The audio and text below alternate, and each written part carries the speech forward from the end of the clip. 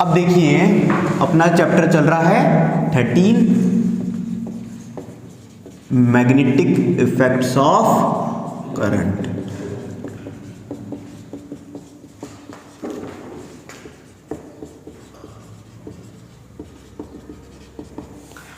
अब अपन जो नया टॉपिक पढ़ेंगे वो पढ़ेंगे, अभी तक अपन क्या पढ़ रहे थे कि मैग्नेटिक फील्ड पढ़ रहे थे। लाइक क्या हो रहा था कि कोई सर्कुलर लूप था, कभी स्ट्रेट कंडक्टर था या फिर कभी सोलेनॉइड था। तो अपन किसको ऑब्जर्व कर रहे थे, मैग्नेटिक फील्ड लाइंस का जो ओरिएंटेशन है वो कैसा होगा उसके बारे में अभी तक अपन पढ़ रहे थे। अब अपन पढ़ेंगे कि जब भी कोई करंट फ्लो होगा, करंट की वजह से हम सब जानते हैं क्या फ्लो होगा, मैग्नेटिक फील्ड सेटअप होगा किसी भी इक्विपमेंट के थ्रू, किसी भी कंडक्टर के थ्रू। अब इस मैग्नेटिक फील्ड से एक प्रकार का फोर्स डेवलप होता है, उसको भी अपन पढ़ेंगे। अब जो नया टॉपिक है दैट इज फोर्स। लिखिए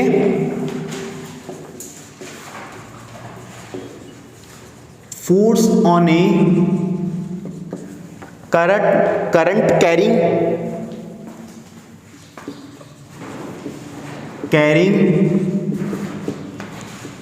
कंडक्टर इन मैग्नेटिक फील्ड।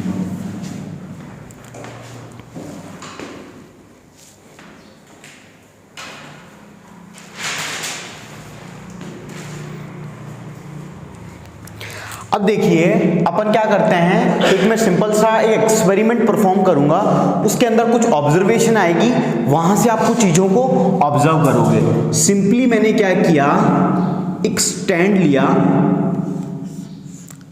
और इस स्टैंड पे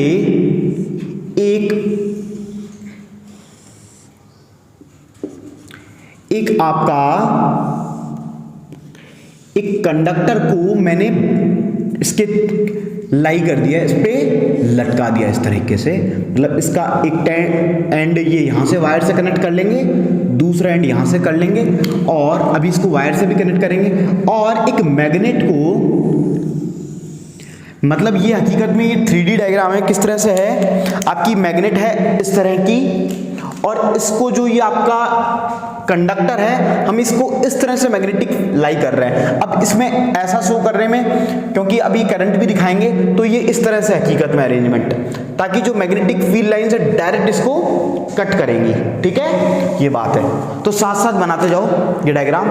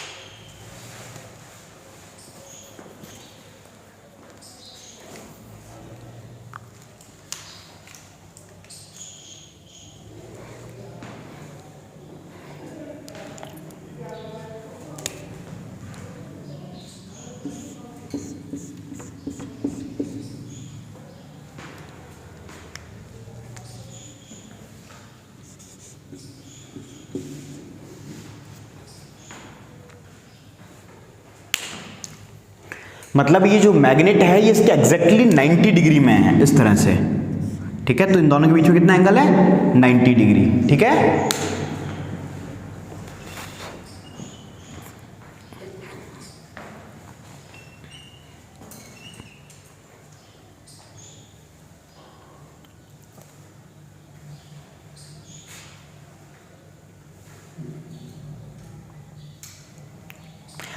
अब देखिए, अब अपन एक्सपेरिमेंट को परफॉर्म करते हैं। बन गया सबका?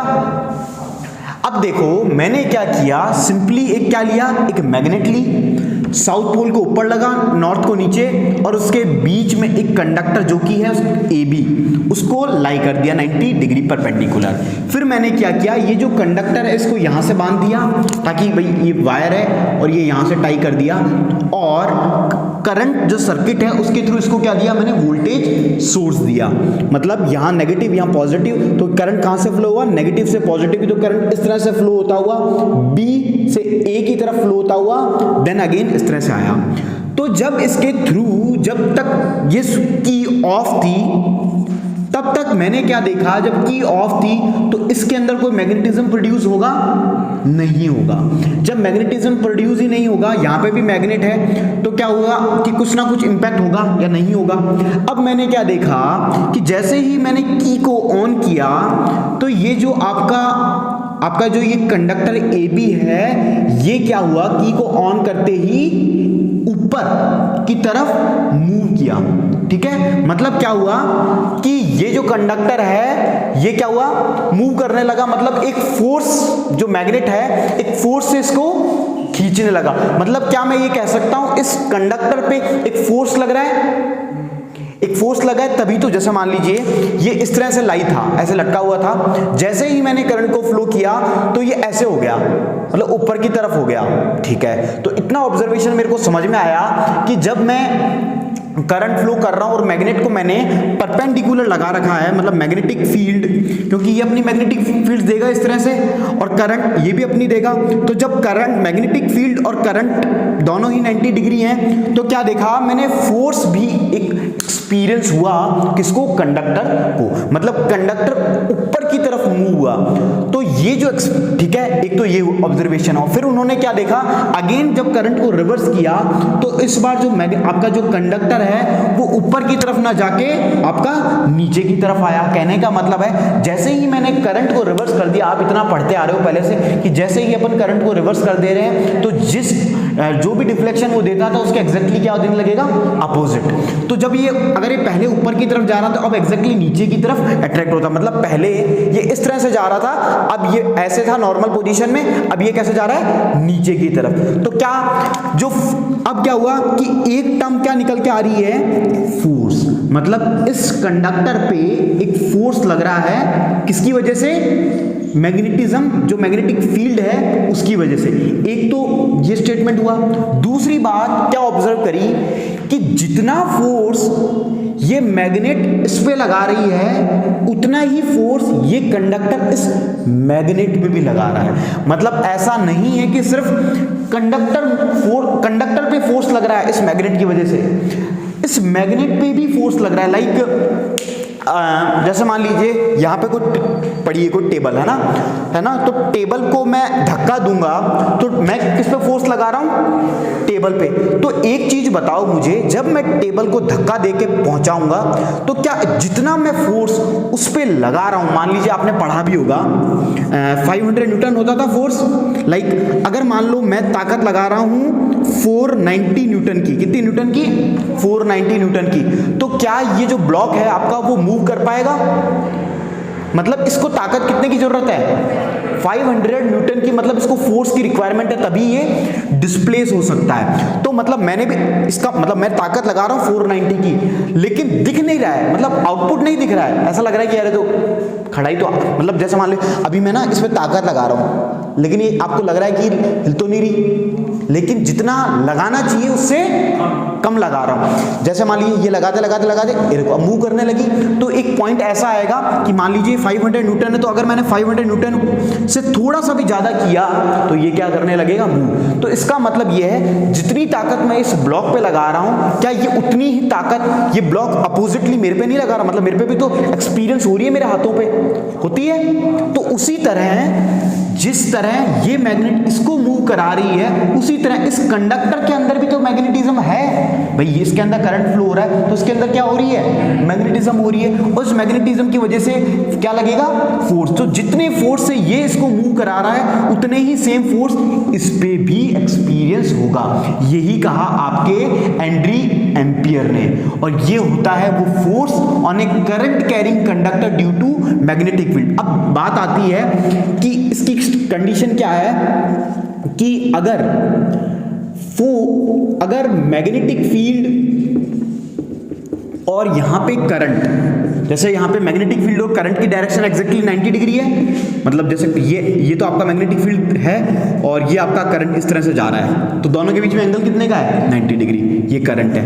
तो उन्होंने कहा कि जो फोर्स प्रोड्यूस होगा वो भी एग्जैक्टली 90 डिग्री म्यूचुअली डिस्प्लेस होगा। अब ये 3D डायग्राम है, तो मान लीजिए मैं इसको ये यहां शो कर देता हूं, ऐसे है, मतलब ये एक टर्म, मान लीजिए ये है आपका मैग्नेटिक फील्ड, ये हो गया करंट, दोनों के बीच में एंगल कितने का है 90 डिग्री। फिर ये तीसरा कंपोनेंट आया फोर्स, इसका और इसके बीच में कितने का एंगल है देखो, अच्छा इसको हटा देता हूं, इसके और इसके में कितने का डिग्री का एंगल है 90, तो मतलब तीनों में एक दूसरे के बीच में एंगल कितने का है 90 डिग्री। यही आपका होता है फ्लेमिंग्स लेफ्ट हैंड रूल। तो अगर मैग्नेटिक फील्ड और करंट 90 डिग्री अपोजिट है तो आपका एक फोर्स इंड्यूस होगा जो कि कितना होगा एग्जैक्टली 90 डिग्री, तीनों ही कंपोनेंट एक दूसरे के डिस्प्लेसमेंट में होंगे, और जो कंडक्टर है उस पे क्या होगा, एक फोर्स एक्सपीरियंस होगा। किसकी वजह से, जब करंट कैरिंग कंडक्टर को अपन लाई कर देंगे किसी मैग्नेटिक फील्ड के एरिया में। अब ये ऐसा नहीं है कि सिर्फ 90 डिग्री होगा तभी होगा, 90 डिग्री होगा तो सबसे मैक्सिमम होगा। वो कैसे, अब देखो लाइक ये एक चीज है ना, मैं मान लीजिए मैग्नेटिक फील्ड मेरी इस तरह से निकल रही है, मैग्नेटिक फील्ड हमेशा लाइंस की फॉर्म में निकलती है।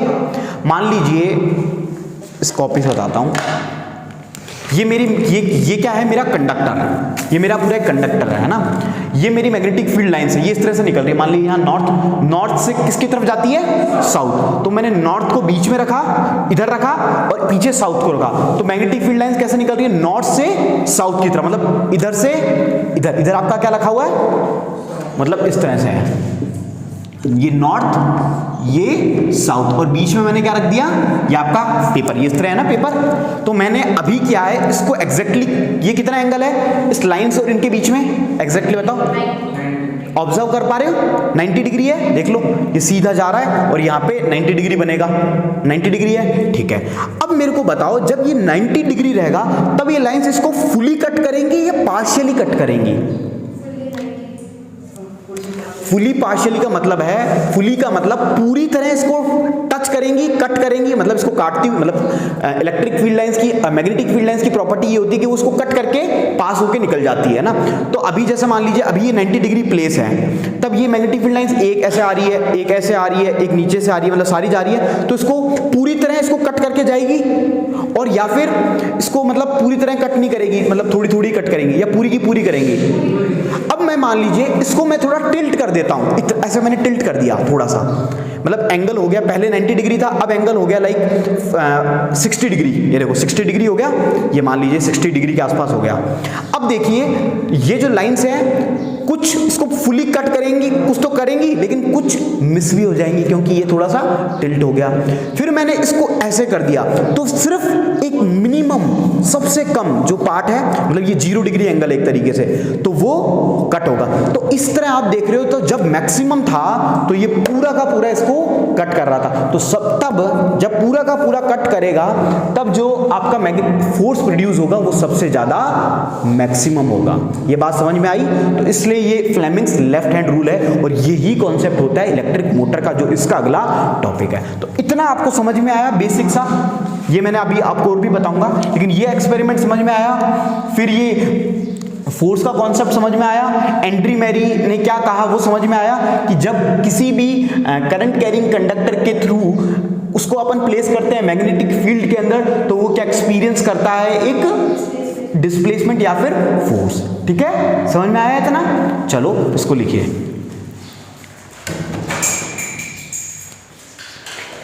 लिखिए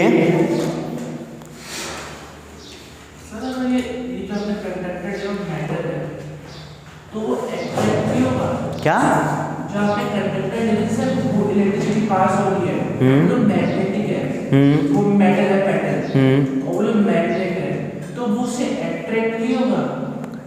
हाँ, इसको अपन ने लाइक इस तरह से बांध रखा है एक इक्विपमेंट के थ्रू, ये ऐसे हवा में कैसे तैरता रहेगा, वो मेटल इसके ऊपर अट्रैक्ट नहीं होगा। हाँ? ये मैग्नेट कैसे हाँ, फिक्स हाँ, है, ये ऐसे है। हाँ, तो ये मतलब इसने इसमें डिस्टेंस रख रखा है कि अट्रैक्ट ना हो, और ये अटैच्ड है ना, देखो इस पॉइंट से, ये मतलब इसको खींच के नहीं ले जा सकता, इतनी ताकत नहीं है, इसलिए मैंने ये अटैच कर रखा है इसको उस पर एक तरीके के, मान लीजिए नेल के थ्रू कील लगा के, कि अटैच नहीं, बस ये मूवमेंट दिखा सकता है ना, लेकिन ये चल जा नहीं सकता, और ये अपना अलग से एक मटेरियल से अरेंज है। लिखिए, an electric current flowing through a conductor. अब जो जो लाइन लिखा रहा हूं उसको समझते हुए भी जाना है ना साथ साथ। An electric current flowing through a conductor produces a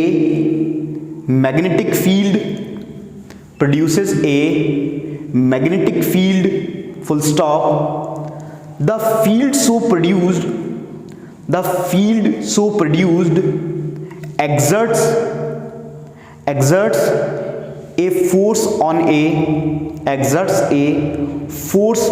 a magnet placed in the vicinity का मतलब समझ में आता है ना, क्लोजनेस या फिर उसके एरिया में, है ना, vicinity of the conductor.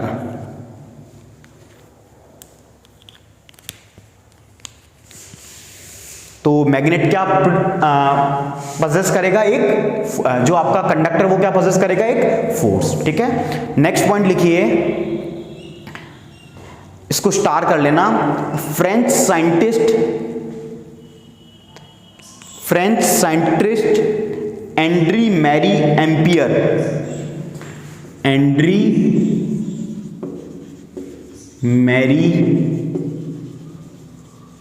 Ampere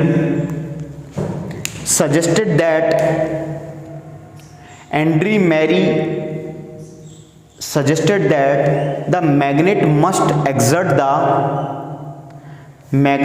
also exert an equal and opposite force on the current carrying conductor।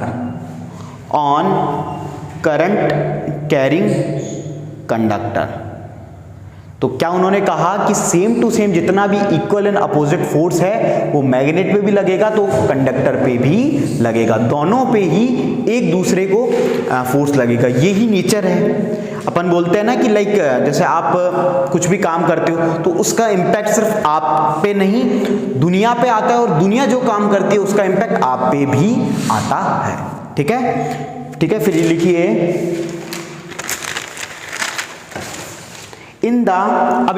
अब लिख लें, इसके एक्सपेरिमेंट के बारे में लिख देंगे ना, @ एक्सपेरिमेंट करके फिर लिखिए इसके बारे में ना। In the following experiment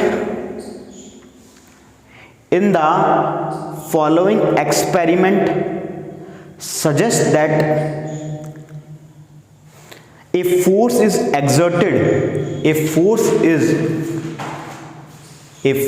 is exerted on the current carrying aluminium rod, on current carrying, यहां पे कौन सी रॉड है, एल्यूमिनियम मान लीजिए, कोई भी कंडक्टर हो सकता है, on current carrying aluminium rod when it is placed in magnetic field, and also suggest that the direction of force is also reverse। Force की डायरेक्शन को कैसे रिवर्स किया जा सकता है, बाय रिवर्सिंग और changing the direction of current. तो direction of force is also reversed when the direction of current through the conductor is reverse. ठीक है,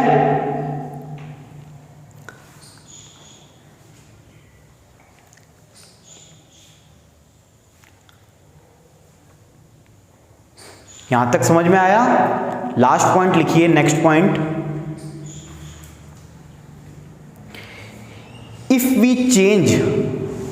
the direction of field, if we change the direction of field, we observe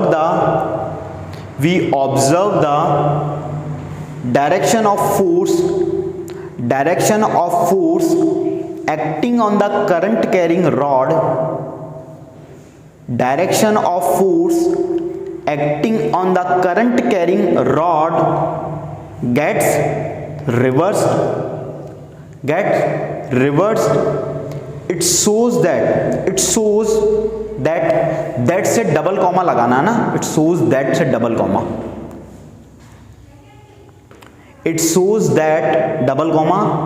the direction of force, the direction on the conductor, sorry, the direction of the force, the direction of the force on the conductor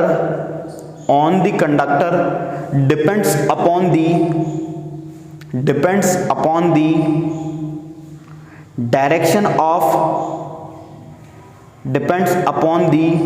direction of current and direction of magnetic field and direction of the magnetic field. तो क्या चीज आपको समझ में आई इस point में? एक बार आपने किसको चेंज किया, करंट को, तो भी फोर्स की डायरेक्शन चेंज हुई। और आप ये तो पहले से ही जानते हो, अगर आप मैग्नेटिक फील्ड को चेंज कर दोगे तो भी जो फोर्स या जो डिफ्लेक्शन आप पढ़ते थे वो भी चेंज हो रहा था। तो आप चाहे मैग्नेटिक फील्ड को चेंज करो चाहे करंट को चेंज करो, आपका जो फोर्स एक्सपीरियंस है या फोर्स की जो डायरेक्शन है वो चेंज होगी ही होगी। तो ये था आपका force on a current carrying conductor. तो इतना समझ में आया सभी को, एकदम फिजिकली प्रैक्टिकली कैसे क्या हो रहा है।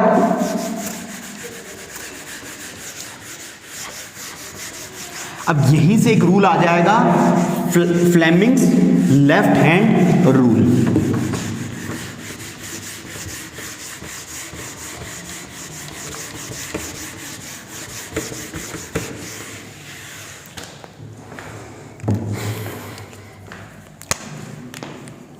यहीं पे इसी का सब टॉपिक है, फ्लेमिंग्स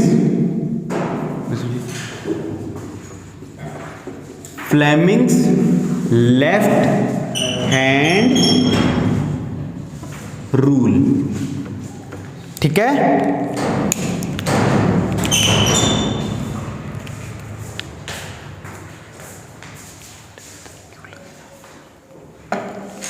अब देखिए,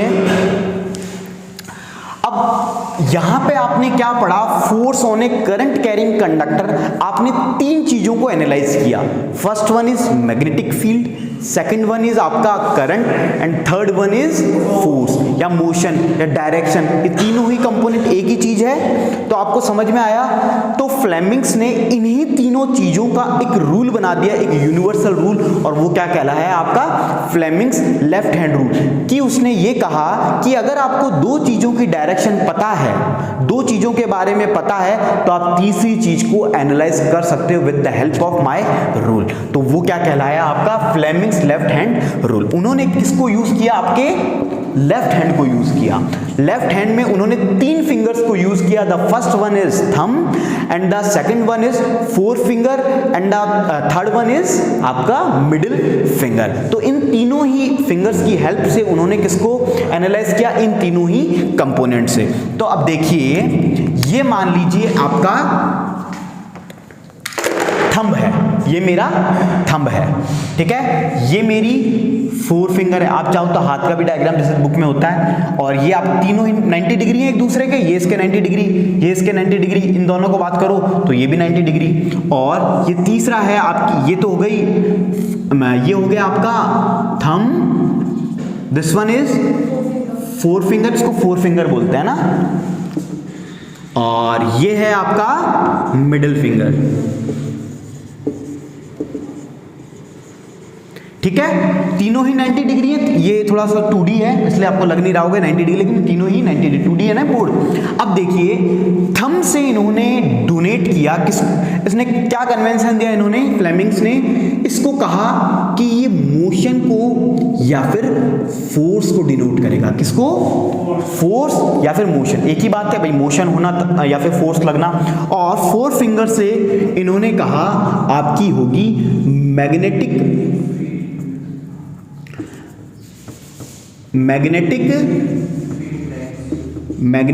फील्ड की डायरेक्शन या मैग्नेटिक फील्ड लाइंस की डायरेक्शन सिंपली, ठीक है। और जो आपकी मिडिल फिंगर है इसको इन्होंने उनको शो किया करंट की डायरेक्शन। तो 3 है आपका फोर्स, मैग्नेटिक फील्ड और करंट। अब देखिए, अब आपको अगर 2 चीज पता हो तो तीसरी चीज आप निकाल सकते हो, वो कैसे अब मैं बताता हूं। ये मान लीजिए आपकी 2 पोल्स हैं, नॉर्थ पोल एक south pole. Magnetic field line outside the magnet कैसे मूव करती है? फ्रॉम नॉर्थ टू साउथ, इस तरह से मूव करती है। अगर मान लीजिए मैंने यहाँ पे एक कंडक्टर को प्लेस किया और जिसकी करंट की डायरेक्शन है इस तरह से, मतलब करंट नीचे ऊपर से नीचे की तरफ आ रहा है, और तो मैंने पूछा कि चलो बच्चों ये बताओ कि जो इसके अंदर फोर्स प्रोड्यूस होगा उसकी डायरेक्शन कैसे होगी। तो सबसे पहले देखो आपको क्या करना है, सबसे पहले मैग्नेटिक फील्ड लाइंस को देखना है। मैग्नेटिक फील्ड लाइन ऐसे मूव कर रही है, तो कहां से? यहां से यहां, तो इस तरह से है। तो सबसे पहले मैंने अपनी 4 फिंगर को निकाला, ये प्लेस किया, फिर मैंने देखा करंट की डायरेक्शन कैसे, ऊपर से नीचे की तरफ। तो इस ऊपर से नीचे की तरफ कहने का मतलब ये है कि ये पीछे से, अब देखिए हकीकत में जैसे मान लीजिए ये 2 पोल्स हैं, कंडक्टर कैसे प्लेस होता है, मान लीजिए ये कोई मान लीजिए इस तरह से कोई कंडक्टर है ना, तो इस मान लीजिए ये, हाँ ये मान लो इस तरह से मैंने इसको बीच में प्लेस कर रखा है। तो मैं कह रहा हूं करंट पीछे से आगे की तरफ आ रहा है, मतलब पीछे से आगे की तरफ आ रहा है, तो ये किसकी डायरेक्शन को शो करता है? करंट को। तो करंट पीछे से आगे की तरफ आ रहा है, तो मैं इसको इस तरह से प्लेस कर सकता हूं कि पीछे से आगे की तरफ आ रहा है। तो ये हो गई आपकी मैग्नेटिक फील्ड की डायरेक्शन, और ये आपकी करंट की डायरेक्शन। अगर पीछे से, अब ये पीछे से ना दो के नीचे कर दूं तो भी चलेगा, तो नीचे से शो कर दूंगा। तो अब आपका जो फोर्स है वो किधर की तरफ दिख रहा है आपको? सामने, ठीक है। लेकिन हकीकत में कभी भी इस तरह नहीं होता। करंट आपका मटेरियल कैसे होता है? इस तरह से प्लेस। तो इस तरह से जब प्लेस होगा तो ये किसको शो कर रहा है कि जो आपका जो फोर्स लगेगा वो कैसा लगेगा? इसमें अपवर्ड्स लगेगा। समझ में आई बात? तो आपका जो फोर्स है वो कैसा हो जाएगा? Upward direction by the help of 4 finger. और अगर आपको मान लो फोर्स दिया हो, करंट दिया हो, तो मैग्नेटिक फील्ड बता सकते हो। फोर्स दिया हो, करंट दिया हो, मैग्नेटिक फील्ड दिया हो, तो करंट की डायरेक्शन भी बता सकते हो। भाई इनटू द बोर्ड जाएगी तो क्रॉस, आउट बाहर निकलेगी तो कल बताया था आपको डॉट। इजी है, तो इसको बनाओ और इसको भी बना लो।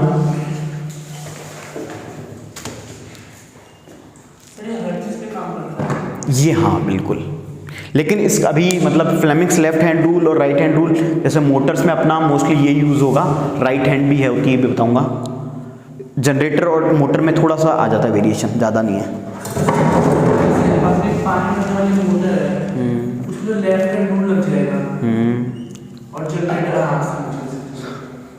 समझ गए?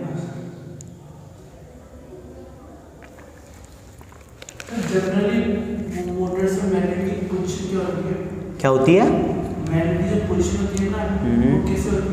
पोजीशन कैसे मतलब? लगी हुई कैसे होती है? नॉर्थ साउथ कैसे, ऊपर नीचे कैसे? 4 होती है उसमें, इसमें सिर्फ 2 ही नहीं होते। जैसे यहाँ पे बाईपोलर, इसको बोलते हैं बाईपोल, 2 ही पोल है, वहाँ पे हेट्रोपोलर स्ट्रक्चर होता है ना। 4 होती है, 1 2 ऐसे पोल से डिसाइड होते हैं। आपकी जो ये घर में मोटर आती है यूजुअली होती है 4 पोल, 1500 आरपीएम पे मूव करती है, 1500 आरपीएम पे है ना। उसमें 1 2 3 4 इस तरह से पोल्स लगे हुए रहते हैं ना। उसमें कैसे फाइंड करेंगे कि फोर्स कर रहा है? उसमें भी फाइंड होता है, मैं बताऊंगा वैसे थोड़ा, चलो कभी मैं बता दूंगा।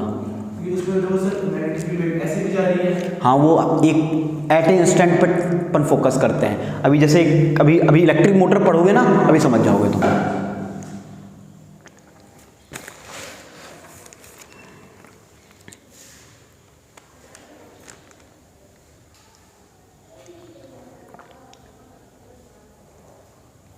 ये बड़ा टिपिकल लगता है ना सुनने में, या जैसे अपन बुक में देखते हैं तो एक बार में लगता है ना कि पता नहीं क्या क्या आ गया मैग्नेटिक फील्ड वाले चैप्टर में, क्योंकि काफ़ी एकदम नई नई सी चीज़ें हैं। तो फिर सोचते हैं इसको तो छोड़ो, जो रटने वाला चीज़ है वो पढ़ो और ठीक है काम चल जाएगा।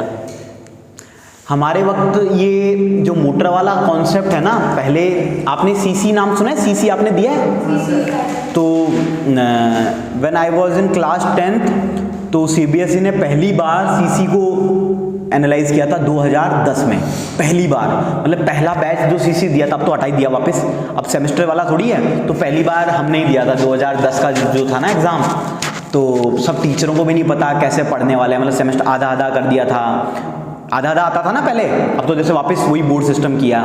तो कुछ ये टॉपिक हटा ही दिया था उस वक्त, पता ना हटाया था या फिर वो SA1 होते थे, SA1 FA1 बड़े, मतलब भाई कोई भी चीज़ नई इंट्रोड्यूस होती थी तो फिर तो बाद में लोगों ने उसके बड़े इजीली लोगों के CGPA बन जाया करते थे। तो सबसे पहले हमने दिया था। तो इवन 10 CGPA तो पूरे स्कूल में 3 लोगों के बने थे, पूरी स्कूल में एक क्लास में 50 की स्ट्रेंथ हुआ करती थी। और अब तो 10th जिससे पूछो, मतलब अब उसके बाद तो अभी 2-3 साल से हर से पूछो 9-10 तो ऐसे बन रहे हैं। तो वही है कि मतलब धीरे धीरे, जैसे पहले आपके फादर के टाइम फर्स्ट डिवीज़न कोई पास हो जाता था तो पूरा गांव बोले कि आज अपने हमारी तरफ से जीवन है भाई है ना। तो लिखो अब,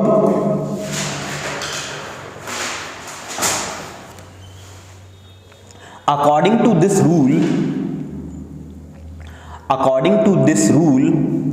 stretch the thumb comma forefinger and middle finger of your left hand, thumb, forefinger and middle finger of your left hand such that they are mutually perpendicular। ये बात हमेशा ध्यान रखना कि ये जो तीनों ही फिंगर्स है एक दूसरे से म्यूचुअली परपेंडिकुलर है। Full stop. If the first finger points in the direction of magnetic field, मतलब 4 फिंगर की बात हो रही है, in the direction of magnetic field and the second finger in the direction of current,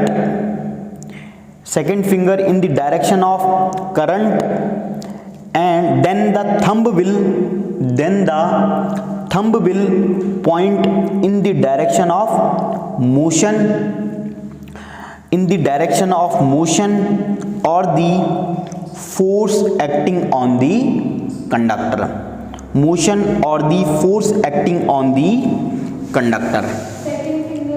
second finger in the direction of current, then the thumb will point in the direction of motion or the force acting on the conductor। ठीक है। अब example में लिख लीजिए कहां कहां पे आप इसको यूज कर सकते हो। इलेक्ट्रिक मोटर, इलेक्ट्रिक जनरेटर, अभी मैं बताऊंगा वो फोर्स, ये उसका एग्जाम्पल नहीं है कि किस किस के अंदर मैग्नेटिक फील्ड की वजह से फोर्स हो रहा है, समझ रहे हो, वो चीज का एग्जाम्पल है ना। Electric motor, electric generator, loud speaker, microphone, this is microphone, अभी मैं बताऊंगा, दिस इज माइक्रोफोन, ये जो है ना, एंड मेजरिंग इंस्ट्रूमेंट्स, ठीक है।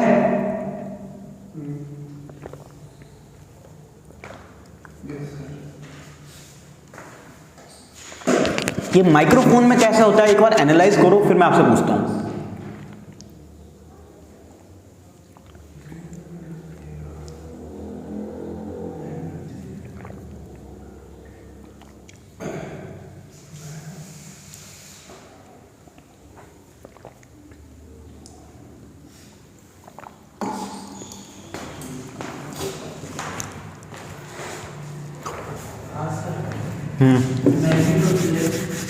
मैग्नेटिक करंट जाता है फोर्स करती है, कुछ वाइब्रेशन प्रोड्यूस करती है। Exactly, very good. और जो वाइब्रेशन जो साउंड होती है आप सब जानते हो किसकी फॉर्म में ट्रैवल करती है? वाइब्रेशन वेव्स की फॉर्म में। जैसे मान लीजिए मैं बोल रहा हूँ तो मेरे बोलने से क्या प्रोड्यूस हो रहा है इसमें? फोर्स। मतलब इसमें एक मटेरियल लगा होता है, जब इसमें करंट जा रहा है ना, करंट जा रहा है और मैग्नेटिक करंट की वजह से मैग्नेटिक, इसमें एक सिंपली आपने देखा होगा किसी भी स्पीकर, लाउड स्पीकर के अंदर क्या होती है? मैग्नेट होती है। इसके अंदर भी एक छोटी सी मैग्नेट ही होती है। अब मैं बोलूंगा तो क्या प्रोड्यूस होगी? वाइब्रेशन, है ना। अब वाइब्रेशन प्रोड्यूस होगी, मैग्नेटिक फील्ड है, और फिर वो जो वाइब्रेशंस है वो किस में कन्वर्ट कर देगा? ये ट्रांसमिट, मतलब उसको एक, जैसे जो मेरी फॉर्म है अभी, वाइब्रेशन को किस में चेंज कर देगा? साउंड सिग्नल में कन्वर्ट कर देगा, और वो साउंड सिग्नल वायर के थ्रू ट्रांसफर होता हुआ उसके अंदर रिकॉर्ड हो जाएगा। फिर वापस सुनोगे तो आपको साउंड, तो मतलब एक एनर्जी दूसरी में ट्रांसफॉर्म ही तो हो रही है एक तरीके से। मोटर के अंदर तो अभी पढ़ेंगे ही, तो यहाँ देख ही लोगे। जनरेटर के अंदर क्या होता है? सिंपली अभी जब इलेक्ट्रिक मोटर बस खत्म हो गया, अच्छा ये हो गया ना, अब तो इलेक्ट्रिक मोटर ही है टॉपिक, अभी देखना कैसे होता है। तो इतना आपको सभी को समझ में आया? ठीक है, अप्रॉक्स ये अपना टॉपिक 70 या 65% हो गया ये सब, ये वाला तो इजीली हो रहा है ना, ज़्यादा कोई मेरे को वो भी नहीं करना पड़ा, तेज भागने की जरूरत भी नहीं पड़ रही, ठीक है ना। और जब ज़्यादा ज़रूरत भी पड़ी तो अपन बहुत तेज़ स्पीड भी कर सकते हैं इजीली, लेकिन ठीक है चल रहा है काम ना, इजीली हो जाएगा। अब देखो, अब नेक्स्ट टॉपिक पढ़ेंगे अपन, आपका बड़ा ही famous topic, that is electric motor. कोई भी टॉपिक पढ़ो ना तो मतलब ऐसा दिमाग में ऐसे लगो, हाँ यार चलो आज मोटर के बारे में जानने को मिलेगा, इससे मतलब अच्छा लगेगा, है ना। अभी तक अपन को कुछ नहीं पता है ना, तो अच्छा लगता है ना कोई भी चीज़ नई अगर आप सीखते हो, है ना। अब जैसे मेरे लिए तो बार बार मैं कितनी बार पढ़ा चुका हूँ, हमारे तो इंजीनियरिंग में एक सब्जेक्ट ही पूरा इलेक्ट्रिकल इंजीनियरिंग की, इलेक्ट्रिकल मशीन्स ही होता है ना, तो मेरे को तो वो इतना, लेकिन तो फिर भी मैं पूरे एक्साइटेशन से पढ़ाता हूँ कि हाँ मेरे को भी ऐसा लगना चाहिए कि हाँ मैं नया ही पढ़ा रहा हूँ। और उसमें एक बुक चलती है PS बिमरा, है ना, हमारे वहाँ बहुत फेमस है, तो उसकी ऑल ओवर द इंडिया एक बुक है PS बिमरा, जो है वो IIT में भी वही चलती है। तो जो PS बिमरा थे वो हमारी यूनिवर्सिटी में ही थे, पहले हेड ऑफ डिपार्टमेंट थे, मतलब अभी तो पता नहीं मर गए या मेरे को नहीं ध्यान, बुढ़े हो रिटायर हो गए हमारे वहाँ से तो काफ़ी पहले। तो PS बिमरा की बहुत फेमस बुक है ना, तो उसको मतलब एकदम नोवेल की तरह मानते थे इलेक्ट्रिकल मशीन की। ठीक है, अब बात करते हैं इलेक्ट्रिक मोटर की। तो सबसे पहले मुझे कौन बताएगा मोटर क्या होती है? 3 इडियट वाला आंसर कोई नहीं देगा। देखा है 3 idiot, what is motor? 3 idiot ही नहीं देखी, याद नहीं है? वो उसमें पूछता है ना, how the induction motor works, है ना। तो ये चीज मैं वहां पे बोलता हूँ। और बताओ सिंपली मोटर क्या होती है? मूव करवाने वाली कोई चीज़ जिससे आप कुछ काम कर सको, लाइक, है ना। जैसे मोटर है, आपको किसी एक सामान को यहाँ से लेके जाना है ना, जैसे, तो ये सब मोटर हो गई। किसी लोड को उठाना है, ये मोटर हो गई। तो मोटर के अंदर आप एक चीज़ देख रहे हो कि आप उसके अंदर सप्लाई दे रहे हो या ले रहे हो। मोटर में सप्लाई में बात कर रहा हूं, इलेक्ट्रिकल सप्लाई की, सप्लाई दे रहे हैं और एक मैकेनिकल काम से करवा रहे हैं। तो क्या मैं मोटर का सिंपली ये कह सकता हूं, वो मशीन जो कि इलेक्ट्रिकल एनर्जी को मैकेनिकल एनर्जी में कन्वर्ट कर दे, that is known as electric motor. और अगर मैं बात करूं जनरेटर, जनरेटर का मतलब होता है जनरेट करना। तो जनरेटर में क्या होगा, जैसे आपने एक छोटी सी आपके पास वो 30-40 रुपए की मोटर आती थी, सिंपली वो एक आती थी छोटी सी, वो छोटी वाली उसको क्या बोलते हैं, छोटी सी जो आपके टॉयज वगैरह में होती है, उसमें आप क्या करते थे, 2 सेल लगाते थे और सेल लगाते ही वो क्या मोटर घूमने लग जाती थी।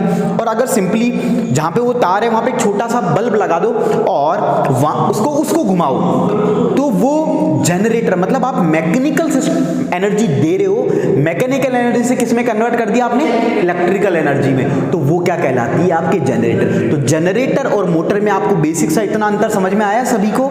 इलेक्ट्रिक मोटर वो जो उसमें इलेक्ट्रिकल एनर्जी दी जाए और आपको क्या मिले, मैकेनिकल एनर्जी एनर्जी मिले तो वो क्या कहलाएगी, आपकी इलेक्ट्रिक मोटर। और अगर कोई इलेक्ट्रिकल जनरेटर की बात हुई तो वहां पे आप क्या कर रहे हो, मैकेनिकल एनर्जी दे रहे हो और आपकी इलेक्ट्रिकल एनर्जी को जनरेट कर रहे हो, तो वो होती है आपकी इलेक्ट्रिक जनरेटर।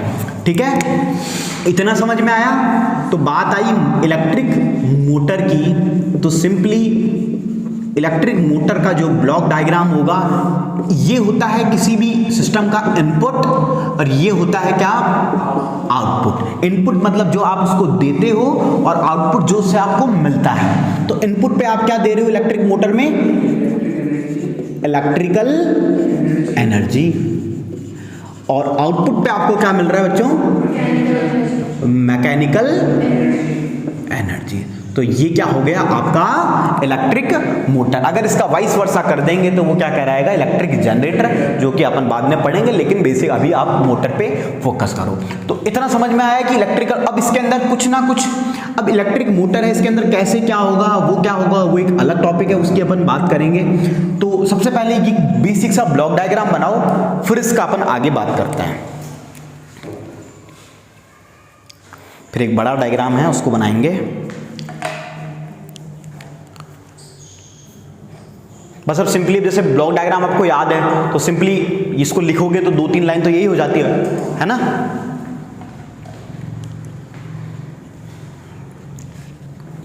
एक हंसी की बात बताऊं, मतलब मजे की, क्या होता था ना कि लाइक इंजीनियरिंग में कोई भी क्वेश्चन आता था ना हमारे, तो हमको आता नहीं होता था, सच बता रहा हूं। तो हम पहली लाइन हमारी क्वेश्चन की पता है क्या रहती थी आंसर लिखने की, as we all know that. तो टीचर भी सोचता है हमको खुद कुछ नहीं आता, और लिखते ऐसे थे, यू ऑल नो दैट, और फिर और एक स्टेटमेंट फिक्स होता, it is one of the most important method through which we can. अब मान लो आया व्हाट इज डायलिसिस, अब हमको ये नहीं पता डायलिसिस होता क्या है, लेकिन हमारा पहला स्टेटमेंट क्या रहेगा, it is one of the most important. मान लो 10 क्वेश्चन आए हैं तो एक में लिख दिया इट इज वन ऑफ। अब स्टार्ट कैसे करें, कुछ भी करना है, it is one of the most important method through which we can dialysis, it is again simply most, ऐसे। फिर जैसे मान लो कोई दूसरा है, it is a really most important question, तो वो भी देखता होगा कि यार ये डालाए कैसे है, भले कि इतने जो क्वेश्चन भी सोचता होगा मेरी इतनी वैल्यू है, मैं इतना इंपॉर्टेंट हो गया लोगों के लिए।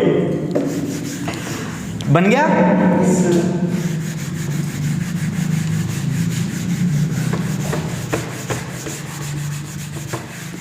अब देखिए, अब अपन बेसिक मोटर के बारे में पढ़ेंगे।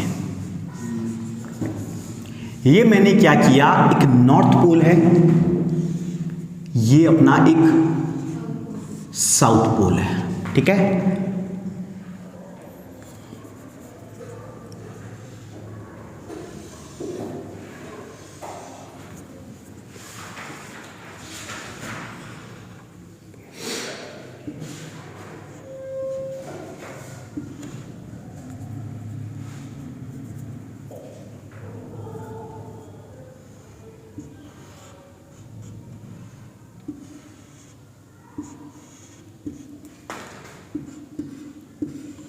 मेरी ड्राइंग स्किल्स पे कभी संदेह नहीं करना।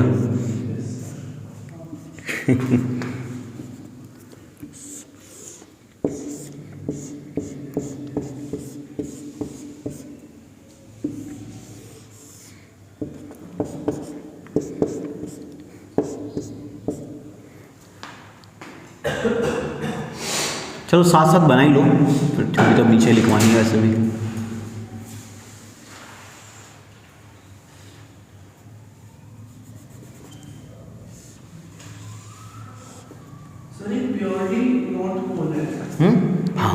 हाँ, ये इलेक्ट्रोमैग्नेट से बनाते हैं अपन, है ना। साउथ नहीं होगा, मतलब इसमें क्या होता है ना कि लाइक प्योरली नॉर्थ पोल कैसे बना रहे हैं अपन, इलेक्ट्रोमैग्नेट की हेल्प से बना देते हैं। जैसे मान लीजिए कोई भी एक मेटल है, उसके अंदर मान लो यहाँ से करंट फ्लो करा देंगे, इलेक्ट्रोमैग्नेट्स होते हैं हकीकत में, बार मैग्नेट नहीं है। तो मान लो एक प्रकार से जब करंट फ्लो होगा, मान लीजिए अभी मैं वो एक आगे की चीज़ है कि एंटी क्लॉकवाइज होता है तो नॉर्थ साउथ बनते हैं, तो उस तरह से करंट फ्लो होगा तो वहाँ पे इस तरह से बनते हैं। हकीकत में पोल ऐसे भी नहीं होते, इस तरह के होते हैं, इस तरह के पोल्स होते हैं, समझ रहे हो। ये ऐसे है ना, ये ऐसे, ठीक है, ये ऐसे, और ये यहाँ पे बीच में आपकी मोटर होती है। तो जैसे मान लीजिए मैं वाइंडिंग ऐसे ऐसे करूँगा तो एक प्रकार का करंट फ्लो होगा, तो वो नॉर्थ बन जाएगा, फिर यहाँ साउथ, फिर नॉर्थ साउथ, फिर यहाँ पे इस तरह से फ्लक्स निकलती है और फिर ये घूमती है। इस तरह से होता है हकीकत। ये तो अभी आप बेसिक लेवल पे हो बिल्कुल।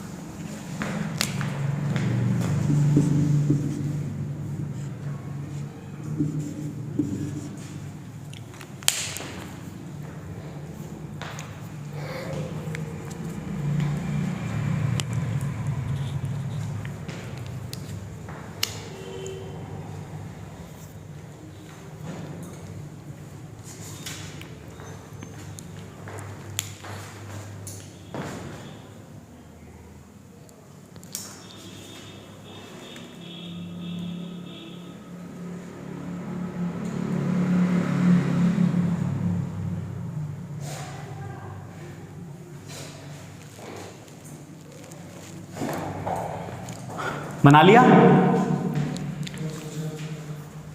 लड़के बड़ी जल्दी डायग्राम बना लेते हैं फ्री हैंड, है ना। लड़कियाँ स्केल से कितने एंगल खराब ना हो जाए हैं।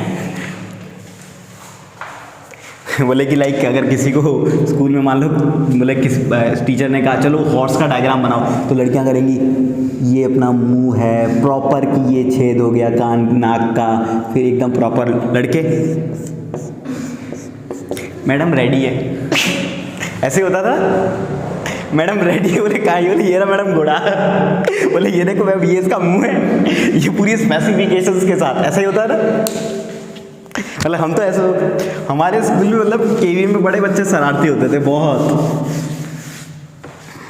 अब देखिए, अब सिंपल ध्यान से सुनना है एक एक चीज को, पूरी वर्किंग क्या है। सबसे पहले देखो इसके कंस्ट्रक्शन को, कि एक सिंपल मोटर की बात हो रही है तो उसमें सबसे इंपॉर्टेंट देखा कि मैंने मैग्नेट्स हैं सिंपल, है ना। एक नॉर्थ पोल है, एक साउथ पोल है। दोनों ऐसा तो नहीं होगा सिर्फ नॉर्थ पोल की रिक्वायरमेंट हो, अपन को दोनों की रिक्वायरमेंट है। मैग्नेटिक फील्ड नॉर्थ से साउथ की तरफ फ्लो की, मतलब कहाँ से कहाँ हो रही है, ठीक है। दूसरी चीज देखी कि मेरे एक सर्किट लिया है, सिंपली एक बैटरी ली है।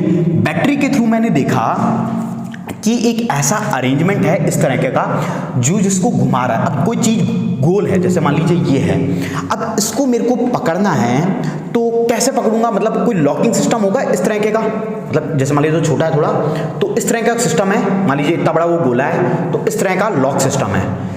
इस लॉक सिस्टम को बोल रहे हैं P और Q नाम दिया कितने को, इसको, इसको और इसको अलग नाम है। इसको मैंने बोला P और Q है आपकी स्प्लिट रिंग। अभी बात करेंगे क्या होती है, या फिर इसको कम्यूटेटर भी कहते हैं। क्या कहते हैं? स्प्लिट रिंग या कम्यूटेटर। तो दो कंपोनेंट, तीन कंपोनेंट समझ में आए, मैग्नेट, बैटरी, P और Q मतलब स्प्लिट या कम्यूटेटर। ये है आपका एक्सेल, इसको नाम O दे दीजिए। एक्सेल मतलब जो एक तरीके से घूमता है ना, सिंपली जो घूम रहा है वो एक्सेल है। जैसे मान लीजिए एक ओरिजिन से कनेक्टेड होते हैं, वो एक्सेल घूमता रहता है ऐसे ऐसे, वो है।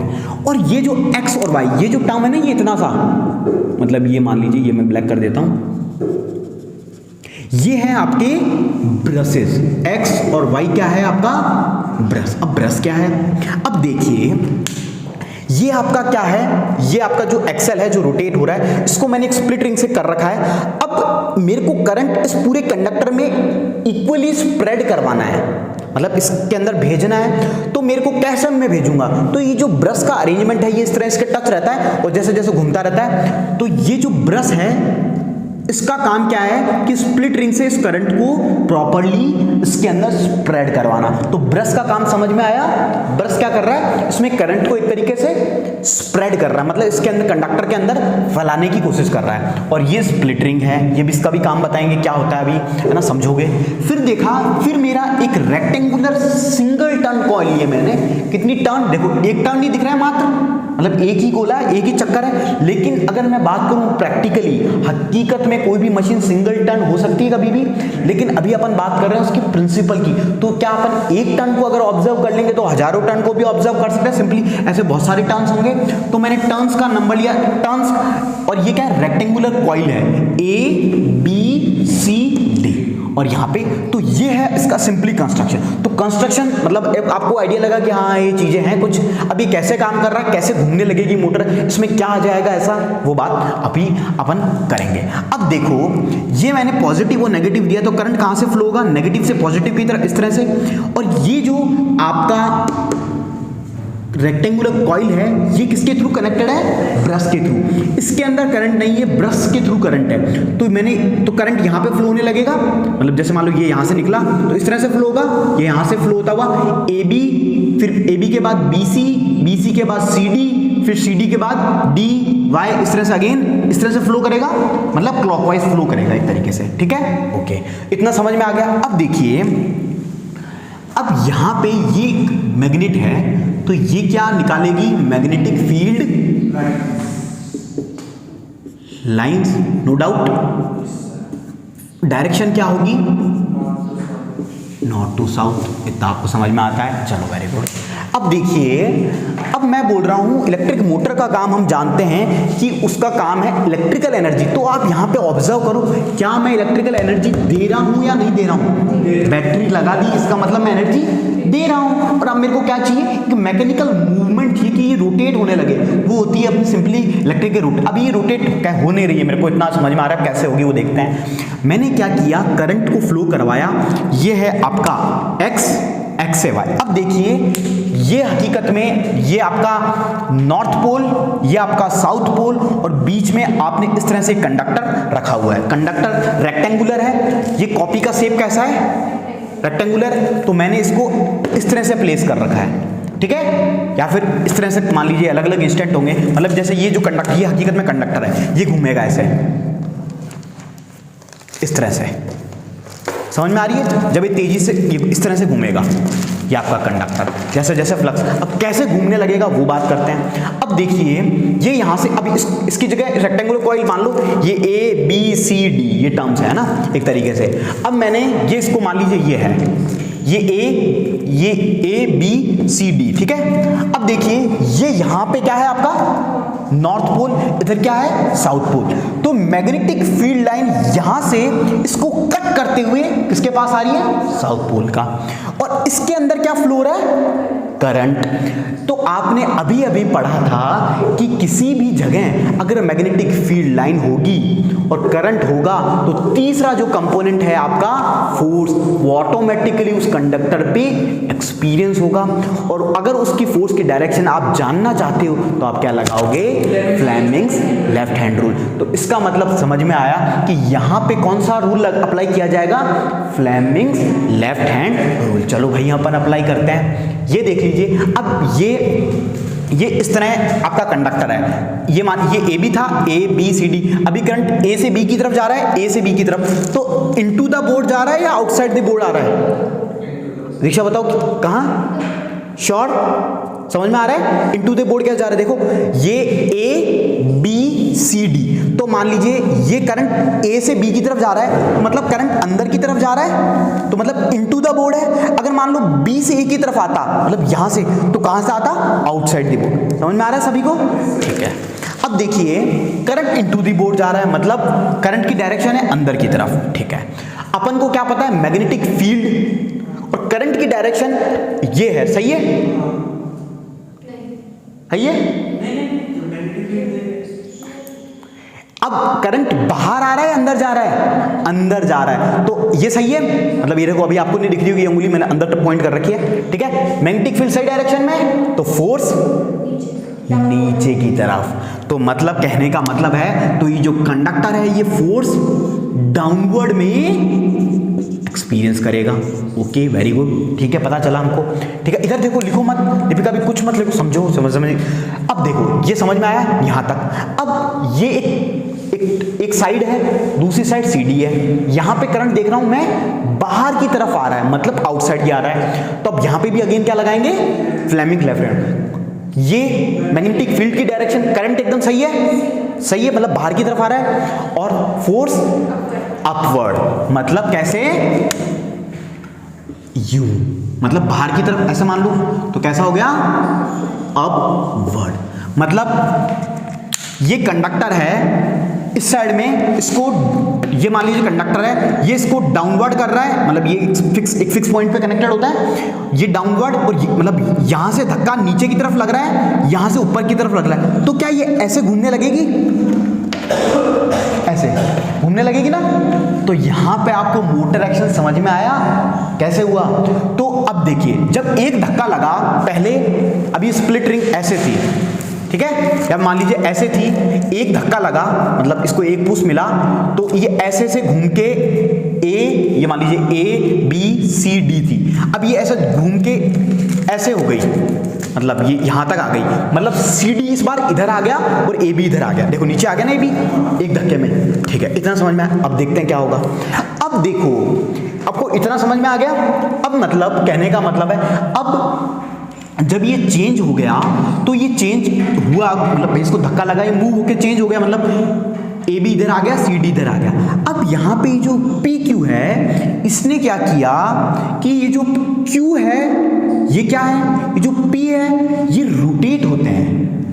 इसकी प्रॉपर्टी ये है कि ये रोटेट हो सकते हैं, जो स्प्लिट रिंग्स हैं ये रोटेट हो सकते हैं। तो अब जब केस चेंज हो गया, तो ये Q कनेक्ट हो गया है X के साथ और P कनेक्ट हो गया है V के साथ, मतलब ये घूम गए ना, तो ये Q किसके साथ कनेक्ट हो गया, X के साथ, और P कनेक्ट हो गया Y के साथ। तो जब Q X के साथ कनेक्ट हो जाएगा, तो अब करंट का डायरेक्शन मतलब सेम इधर की तरफ ही है भाई, ये तो चेंज हो जाएगा ना, मतलब ये वाला जो टर्म है, मतलब CD इधर आ गया और AB इधर आ गया, यही तो कहना चाह रहा हूं मैं। तो Q इधर आ गया, P इधर आ गया, मतलब ये CD वाला टर्म इधर आ गया, तो अब CD में करंट ऊपर और AB में करंट नीचे, ठीक है। तो जब CD में करंट नीचे, तो आप मोशन देखो, आप नीचे, तो मतलब डाउनवर्ड अगेन सेम ही आएगी जो चीज, और AB में ऊपर। तो मतलब पहले इंस्टेंट में ये AB इस तरह से था, ये घूम के मान लीजिए इतना आ गया या फिर इतना आ गया एक में, अब वापस ये क्या करेगा, इसको नीचे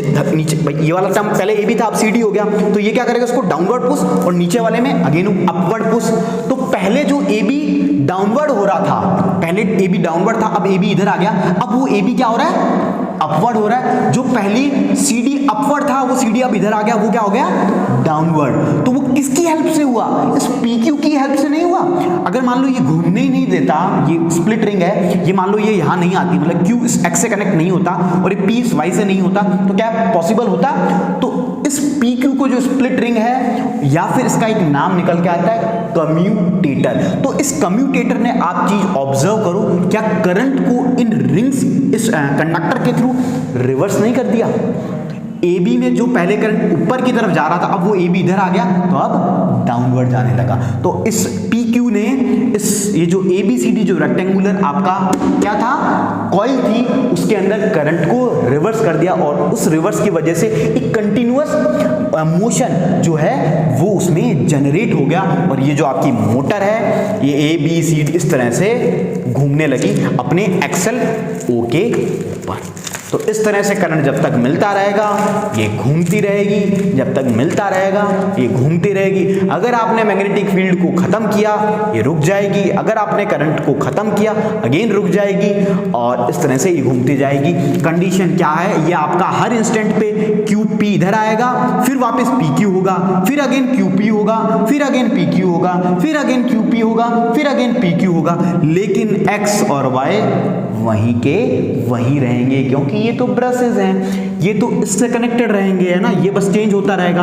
तो आपका जो ABCD है, ये बार बार CD इधर आएगा, AB इधर आएगा, फिर CD इधर आएगा, AB इधर आएगा, इस तरह से कंटिन्यूशन रोटेशन मिलता रहेगा, और आप समझ गए हो इलेक्ट्रिक मोटर का प्रिंसिपल। अब मेरे को बताइए, ये इजी था या हार्ड था, जो बहुत ही एक हवा सा बना के रखते हैं, इजी था, समझ में आया कैसे प्रिंसिपल परफॉर्म हुआ, इसका क्या क्या चीजें हैं। तो अब मेरे को बताओ बच्चों, कम्यूटेटर का काम क्या है,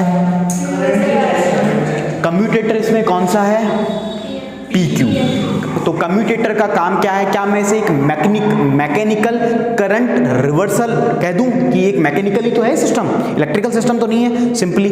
और इसको वैसे नहीं बताऊं, चलो ऐसे ही मतलब लिखवाऊंगा नहीं, मैकेनिकल रेक्टिफायर भी कहते हैं। रेक्टिफायर का मतलब होता है जो AC को DC में कन्वर्ट कर दे, है ना। अभी छोड़ो वो सब, चलो इतना समझ में आ गया। करंट को रिवर्स करता है ना। तो सिंपली ये क्या करता है, कम्यूटेटर करंट को रिवर्स करता है। और X और Y ब्रशेस हैं। और सिंपली आपने यहाँ पे कौन सा रूल लग रहा है, आपका लेफ्ट हैंड फ्लेमिंग्स रूल। और इसका प्रिंसिपल अगर आपसे कोई पूछ ले सिंपली 2 नंबर के क्वेश्चन में, तो इसका प्रिंसिपल किस पे बेस्ड है, सिंपली अगर किसी करंट कैरिंग कंडक्टर को मैं मैग्नेटिक फील्ड में रखता हूं तो वो करंट कैरिंग कंडक्टर क्या एक्सपीरियंस करेगा बच्चों, फोर्स एक्सपीरियंस करेगा। और वो फोर्स ही तो एक इलेक्ट्रिक मोटर के लिए रोटेशन है। तो ये था आपका इलेक्ट्रिक मोटर। ये इसलिए तो इसका काम है, ये डिस्कनेक्ट होने ही नहीं देता। यही तो इस कम्यूटेटर की एक अच्छी चीज है कि ये घूमेगा और ये रिंग चेंज हो जाएगी, ये कनेक्शन अब यहां आ जाएगा, ये कनेक्शन यहां आ जाएगा। मतलब ये जो अब एक देखो, ये जो 2 टर्म है ना, अब आपको लग रहा होगा ये Q पूरा घूम के इधर आ जाएगा, तो ये किससे कनेक्ट हो जाएगा, अब इधर, और ये P घूम के इधर आ जाएगा। तो क्या कनेक्शन चेंज होने देगा ये, मतलब हाँ यहाँ पर है तो बीच में कनेक्शन डिस्कनेक्ट नहीं होता, इस तरह से अरेंजमेंट होता है। देखो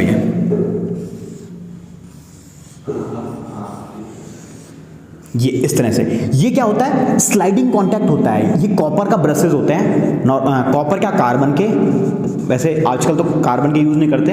ये इस तरह से होता है, ठीक है। ये थोड़ा सा आगे पढ़ते हो आप पूरा इतना कंस्ट्रक्शन, ये अगेन क्या है, ब्रश है आपका।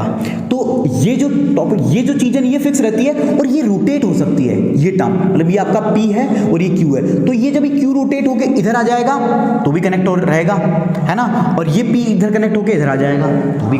देखो ये समझ रहे हो ना, मतलब इनमें गैप बहुत कम होता है ना। अभी आपको लग रहा होगा एक पॉइंट पे ये जैसे ही वो लूज नहीं होता है कभी भी कॉन्टैक्ट, और लूज होना भी नहीं चाहिए। अगर लूज होता है तो वहां पे ना स्पार्क बोलते हैं, ये प्रॉब्लम होती है ना, स्पार्किंग की प्रॉब्लम्स भी पढ़नी पड़ती है ना। वो सब बहुत आगे का पार्ट है, इवन 12th में भी नहीं पढ़ते हो आप इलेक्ट्रिक मोटर, वो इंजीनियरिंग का ही पार्ट है ना। 4 मैग्नेट वाला भी, वो 4 पोल, ये सब आपका पार्ट है। उसमें हकीकत में ये वाली मैग्नेटिक फील्ड ही नहीं होती है। जो आपकी जो घरों में आता है ना मोटर, ये कौन सी मोटर है, AC मोटर है। इसके अंदर एक टर्म होता है RMF, रोटेटिंग मैग्नेटिक फील्ड का कॉन्सेप्ट आता है। ये तो है स्टेशनरी मैग्नेटिक फील्ड्स, ये देखो फिक्स है। वहां पे जो मैग्नेटिक फील्ड्स होती है ना, वो इस तरह से होती है, घूमती रहती है एक ही जगह पे। उसकी स्पीड होती है NS = 120F/P, है ना। और यहाँ पे F होता है फ्रीक्वेंसी, P होता है पोल। तो अगर मान लीजिए फ्रीक्वेंसी है 50, पोल है 4, तो कितने की स्पीड हो गई, 1500 RPM। वहाँ पे ये वाला कॉन्सेप्ट नहीं होता। जो आपके घर में है वो है मोटर इंडक्शन, और ये पढ़ रहे हैं अपन DC मोटर, ये DC का है, ये DC मोटर है, हाँ वो मोटर है ये। और इसकी एक अच्छी चीज मैं बता दूं, जो DC मोटर्स होती है वही मोटर की तरह भी काम कर सकती है, और वही मोटर एज ए जनरेटर भी काम कर सकती है। आपने ये देखा भी होगा। तो अपन ने जो पढ़ा है DC मोटर एक तरीके से। वैसे इलेक्ट्रिक मोटर अभी आपको इतना नहीं डीप में बता रहे हैं, 10th में हो ना, तो बेसिक है, इतना ही है। समझ में आई बात, ठीक है। अब लिखिए, अब लिखने का ही काम है खूब। समझ में आया?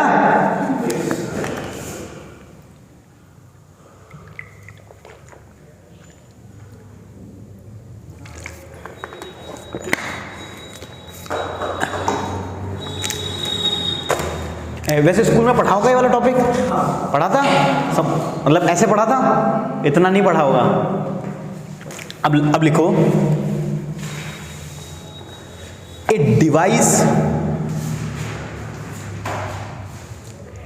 Device that converts electrical energy to mechanical energy, a device that converts electrical energy to mechanical energy is known as electric motor. Full stop. It is of two types.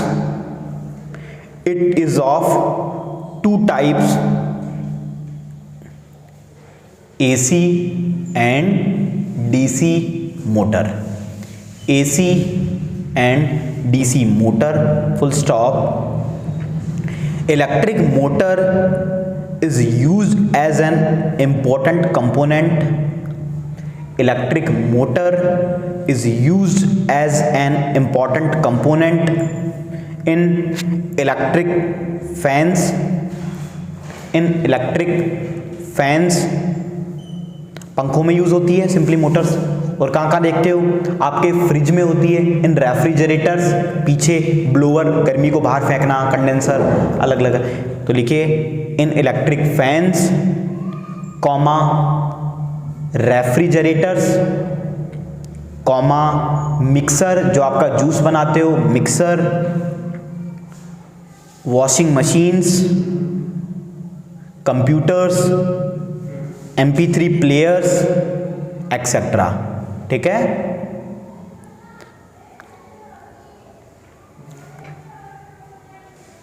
फिर इसमें एक छोटी सी हेडिंग डालोगे प्रिंसिपल, कि कौन से principal पे काम करता है।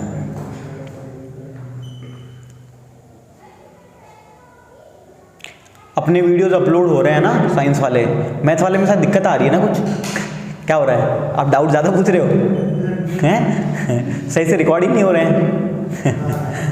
देखिए पता है आपको, सबको ये वीडियोस डलते हैं, पता है आपको ये यूट्यूब पे वीडियोस डलते हैं। अपना चैनल है स्टडी माई वे, वहाँ पे जाके देख लेना।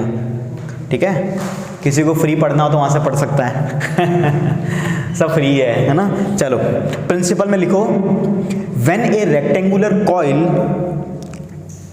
When A rectangular coil is placed in a magnetic field, placed in a magnetic field, and a current is passed through it, comma, force acts on the coil, force acts on the coil which rotates it continuously, with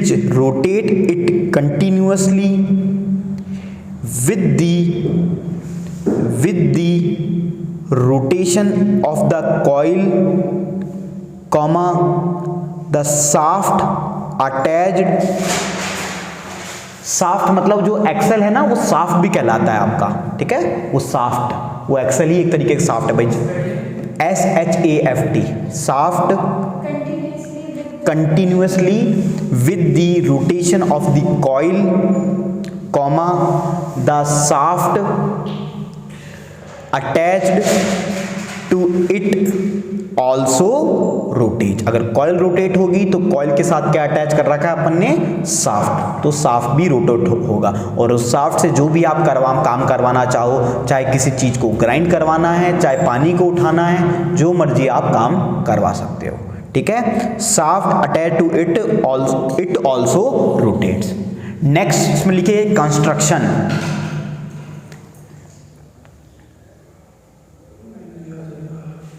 construction में लिखिए it consist of the following parts, सब semicolon, फिर लिखिए पहला armature, first armature. अभी ये जो आपका रेक्टेंगुलर कॉइल है ABCD, ये क्या है? आपका आर्मेचर। लिखिए it is A rectangular coil ABCD, bracket में ABCD,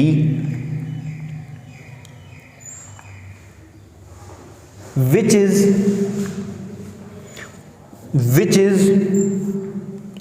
suspended between the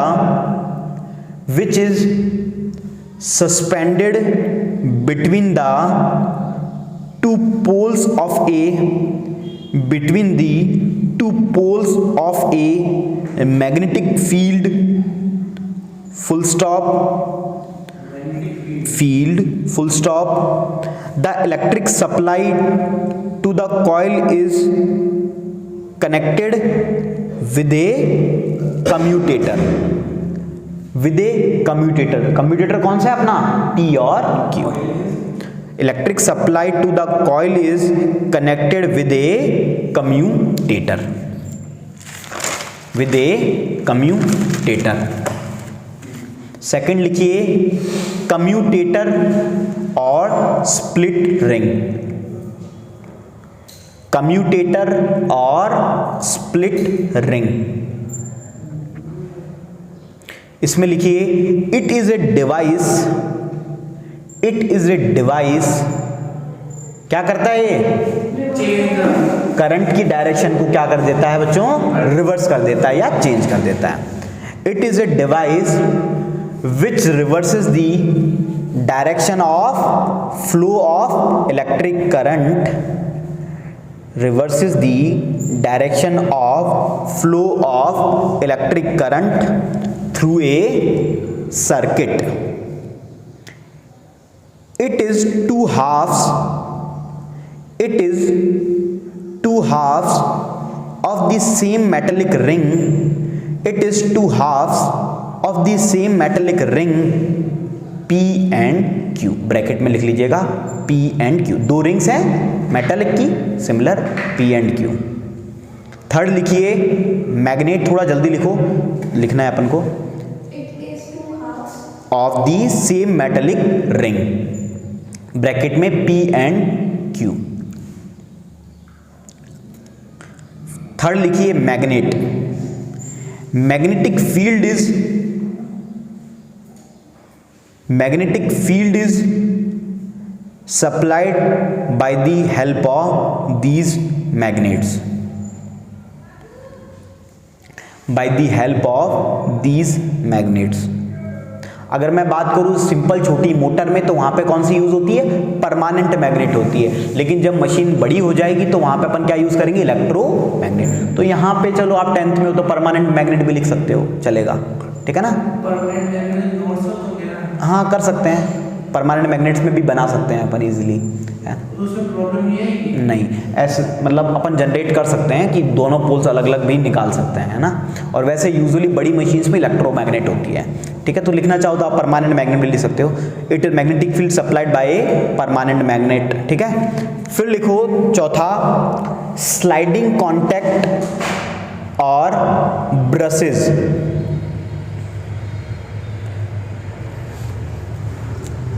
sliding contacts और ब्रशेज, इसके आगे लिखो X and Y which are fixed, which are fixed and last लिख लो बैटरी। बस बैटरी तो पता ही आपको क्या होती है, सिंपली बैटरी। नहीं बैटरी में क्या लिखना डेफिनेशन, कंस्ट्रक्शन का पार्ट है ना। अब लिखो वर्किंग। नेक्स्ट वर्किंग, अब इसमें लिखो when the current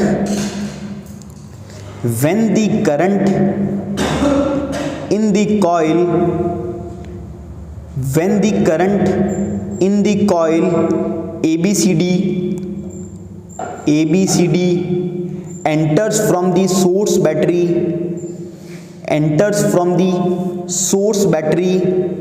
through conducting brush X and flows back to the battery through brush Y and flows back to the battery through brush Y. On applying Fleming's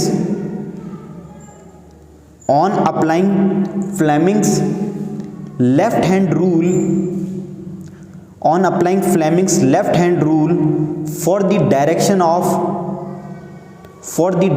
of force on a current carrying conductor,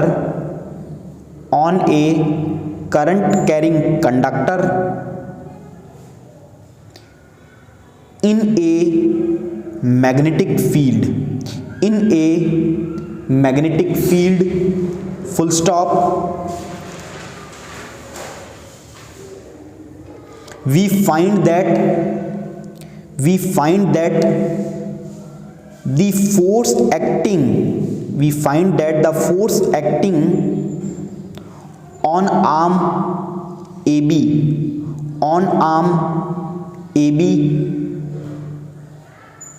pushes it downwards. On arm AB pushes it downwards, while the force acting on the arm CD pushes it upwards.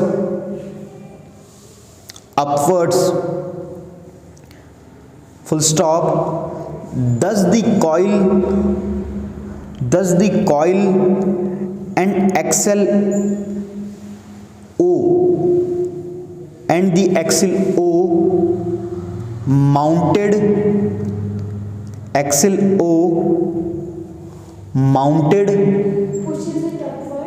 pushes it upward. Thus the coil and axle O mounted free to turn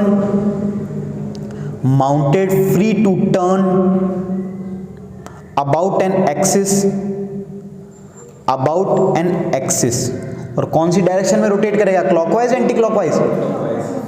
anti clockwise. देखो एक बार clockwise तो ऐसा होता है।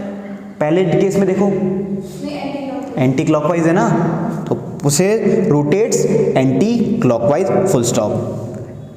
Next para में लिखो, इसी में ही नेक्स्ट पैरा मस्त हो ना, एक लाइन छोड़ के type. At half rotation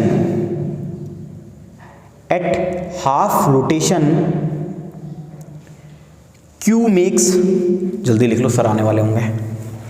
at half rotation Q makes contact with the brush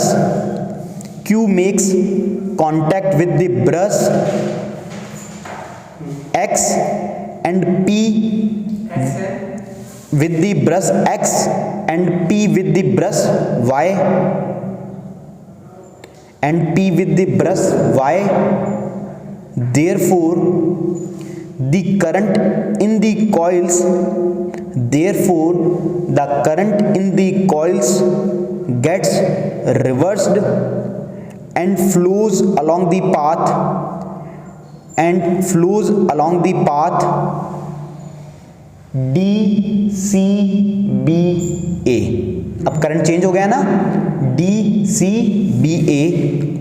full stop. In electric Motors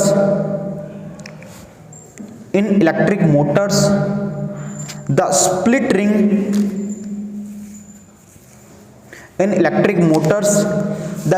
ring acts as a commutator. The reversal of current also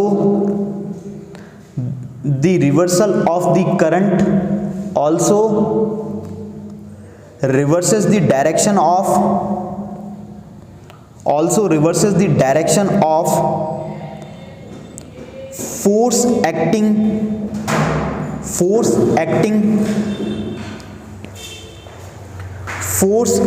acting on the two arms AB and CD. Therefore the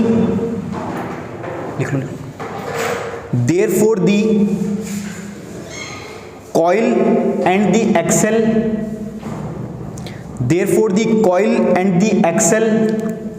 rotate half a turn. Therefore the coil and the axle rotate half a turn more in the same direction.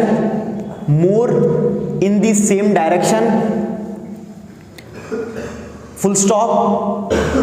The reversing of the current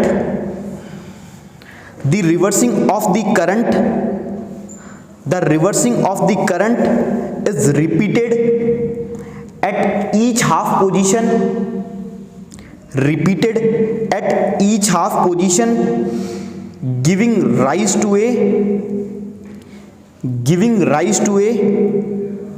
continuous rotation of the coil, and the axle O,